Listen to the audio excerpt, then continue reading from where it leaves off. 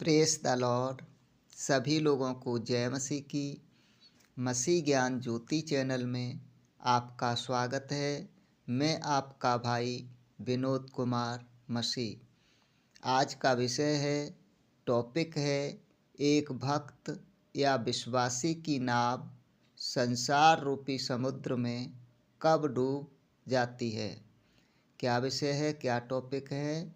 आज का विषय है, टॉपिक है, एक भक्त या विश्वासी की नाव संसार रूपी समुद्र में कब डूब जाती है।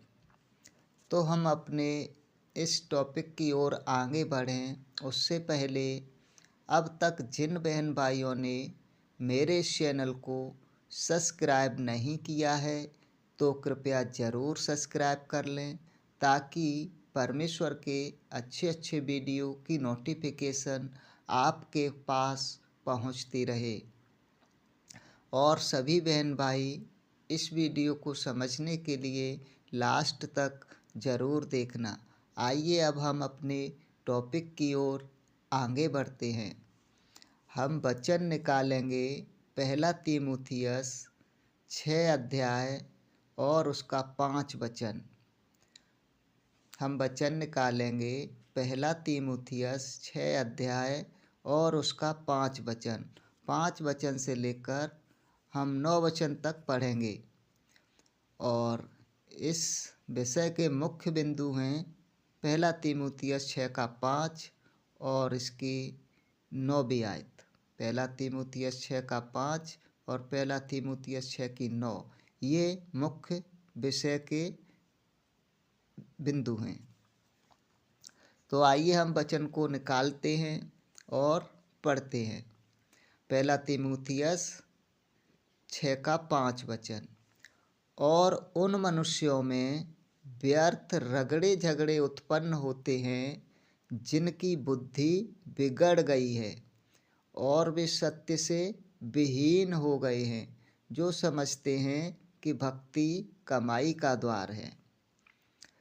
पर संतोष सहित भक्ति बड़ी कमाई है, क्योंकि न हम जगत में कुछ लाए हैं और न कुछ ले जा सकते हैं।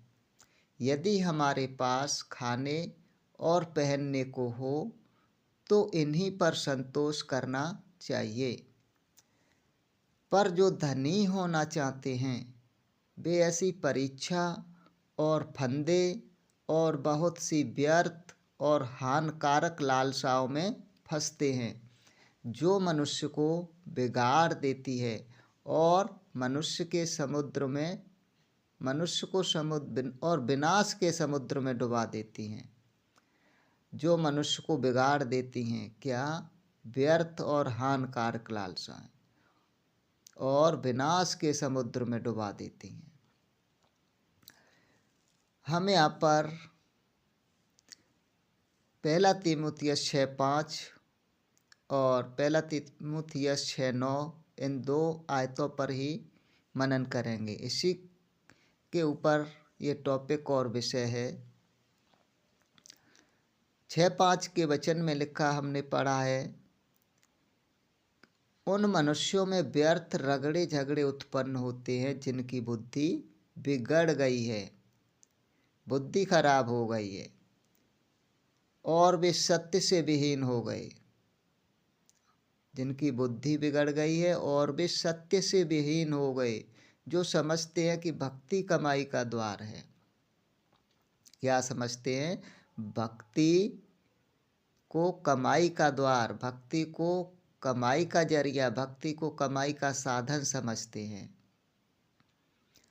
और हम इसी की पहला तीमुथियुस 6 की 9 आयत पढ़ें। उसमें लिखा है, जो धनी होना चाहते हैं वे ऐसी परीक्षा और फंदे और बहुत सी व्यर्थ और हानिकारक लालसाओं में फंसते हैं।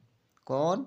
जो धनी होना चाहते हैं, जो धनवान होना चाहते हैं, वे ऐसी परीक्षा और फंदे और बहुत सी व्यर्थ हानिकारक लालसाओं में फंसते हैं, जो मनुष्य को बिगाड़ देती है और विनाश के समुद्र में डुबा देती है। एक भक्त या विश्वासी की नाव संसार रूपी समुद्र में कब डूब जाती है। हम तीमुथियुस 6:5 वचन में पढ़ा और हमने पहला तीमुथियुस 6 और 9 वचन में पढ़ा।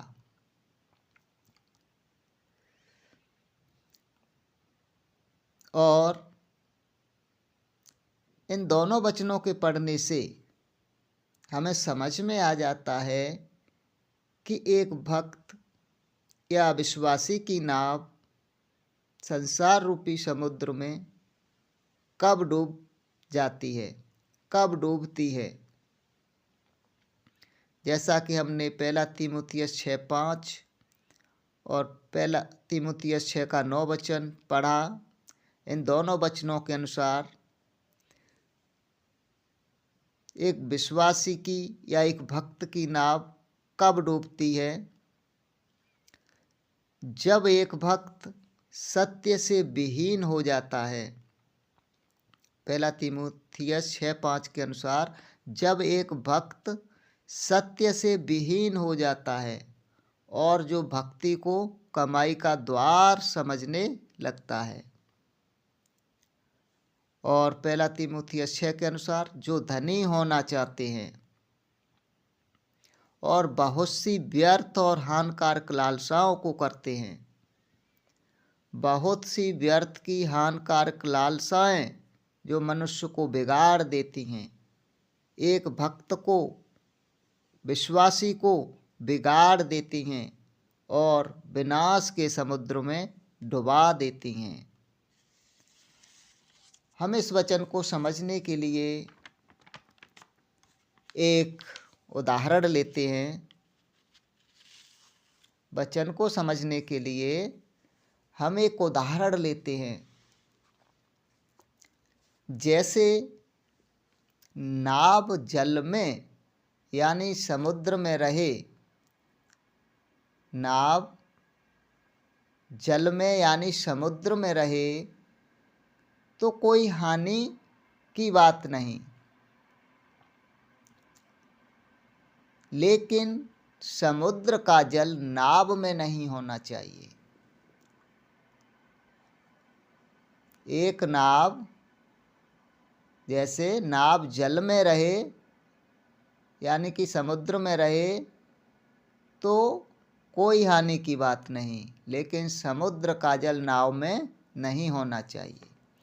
और जब तक समुद्र का जल नाव में नहीं आएगा, जब तक नाव नहीं डूब सकती है। नाव कब तक नहीं डूब सकती है? जब तक समुद्र का जल नाव में नहीं आएगा। और जब समुद्र का जल नाव में आ जाता है, नाव पानी से भर जाती है, समुद्र के जल से भर जाती है, तो नाव डूब जाती है। नाव कब डूबती है?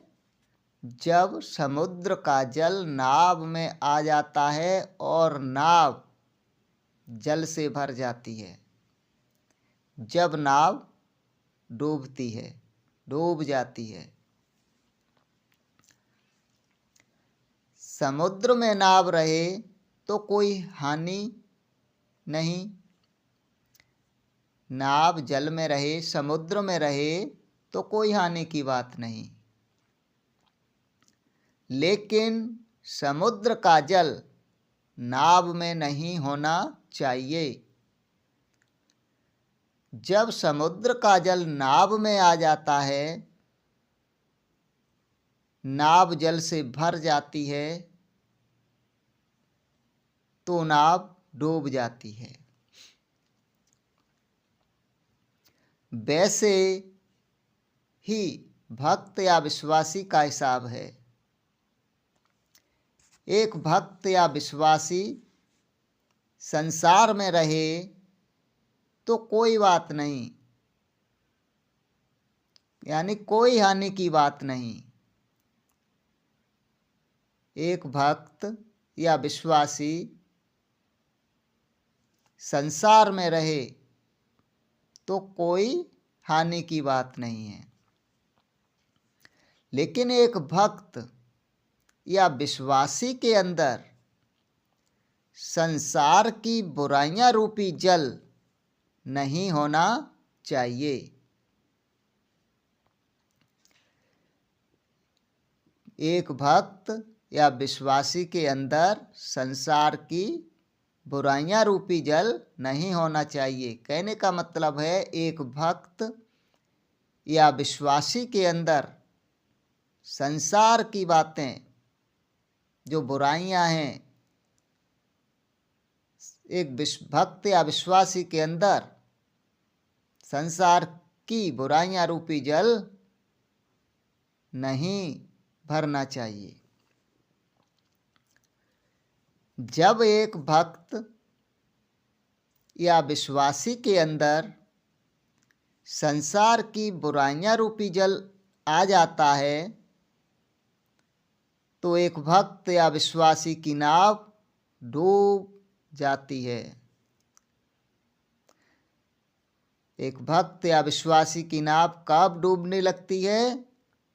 जब एक भक्त या विश्वासी के अंदर संसार की बुराइयों, जो संसार की बुराइयां हैं वो आ जाती हैं, संसार की बुराइयां रूपी जल आ जाता है तो भक्त या विश्वासी की नाव डूबने लगती है, डूब जाती है। जैसे हमने पहला तीमुथियुस 6:9 में वचन पढ़ा, जो धनवान होना चाहते हैं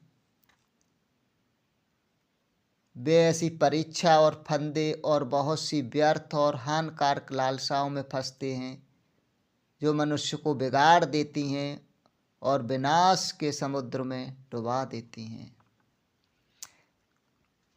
कब? जो लोग धनवान होना चाहते हैं, व्यर्थ की, बहुत सी व्यर्थ की हानिकारक लालसाओं में फंस जाते हैं, तो यही बहुत सी व्यर्थ की हानिकारक लालसाएं भक्त या विश्वासी को विनाश के समुद्र में डुबा देती हैं। परमेश्वर का वचन कहता है इब्रानियों 13:5 में, तुम्हारा स्वभाव लोभ रहित हो, तुम्हारा स्वभाव लोभ रहित हो, जो तुम्हारे पास है उसी में संतुष्ट रहो, क्योंकि उसने स्वयं कहा है मैं तुझे कभी न छोड़ूंगा और न ही कभी त्यागूंगा। एक भक्त और विश्वासी का स्वभाव कैसा होना चाहिए? लोभ रहित,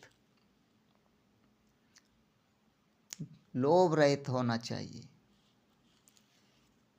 हम पहला यूहन्ना और 2:15-16 वचन पढ़ें तो उसमें क्या लिखा है? संसार की वस्तुओं से प्रेम मत करो, और जो कोई संसार की वस्तुओं से प्रेम करता है उसमें पिता का प्रेम नहीं, क्योंकि वह जो संसार में है अर्थात शरीर की अभिलाषा, आँखों की अभिलाषाएं,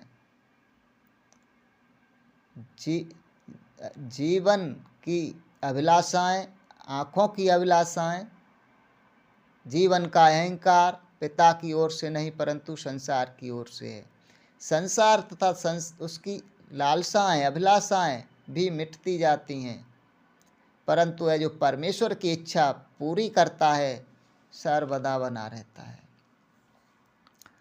तो कहने का मतलब है कि जब एक विश्वासी के अंदर लोभ आ जाता है, बहुत सी व्यर्थ की हानिकारक लालसाएं आ जाती हैं, उसके अंदर संसार की बुराइयां रूपी जल आ जाता है, तो एक भक्त या विश्वासी की नाव डूबने लगती है, डूब जाती है।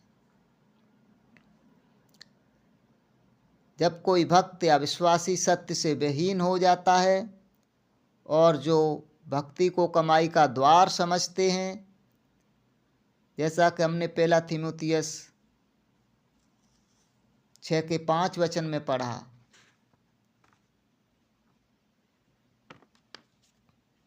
और जो धनवान होना चाहते हैं बहुत सी हानिकारक लालसाओं को करते हैं। तो ऐसे भक्त अब या विश्वासियों के अंदर संसार की बुराइयां रूपी जल भर जाता है और उनकी नाव विनाश के समुद्र में डूब जाती है। जैसे हमने अभी एक नाव का उदाहरण लिया, जब तक नाव जल में रहे तो कोई हानि की बात नहीं, लेकिन जब जल नाव में आ जाता है तो नाव डूब जाती है। वैसे ही भक्त या विश्वासी संसार में रहें तो कोई हानि की बात नहीं, लेकिन जब भक्त या विश्वासी के अंदर संसार की बुराइयां आ जाती हैं, संसार की बुराइयां रूपी जल भीतर आ जाता है और वे संसार की बुराइयां रूपी जल से भर जाते हैं, लोभ है, बहुत सी व्यर्थ की हानिकारक लालसाएं हैं, तो यही संसार रूपी बुराइयां भक्त या विश्वासी की नाव को डुबा देती हैं। मेरे प्रिय बहन भाइयों, एक भक्त या विश्वासी के अंदर संसार की बुराइयां रूपी जल नहीं होना चाहिए, संसार की बुराइयों से नहीं भरना चाहिए। जब एक भक्त या विश्वासी के अंदर बहुत सी व्यर्थ की हानिकारक लालसाएं पैदा हो जाती हैं, वो सत्य से विहीन हो जाता है, भक्ति को कमाई का साधन समझने लगता है, धनवान होना चाहता है, लोभ उसके अंदर आ जाता है, संसार की वस्तुओं से प्रेम करने लगता है, तो ऐसे भक्त या विश्वासी की नाव डूब जाती है।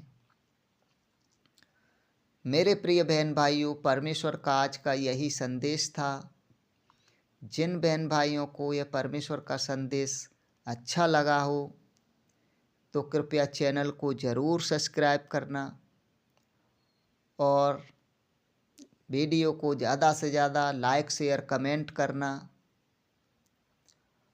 और सभी बहन भाइयों को जय मसीह।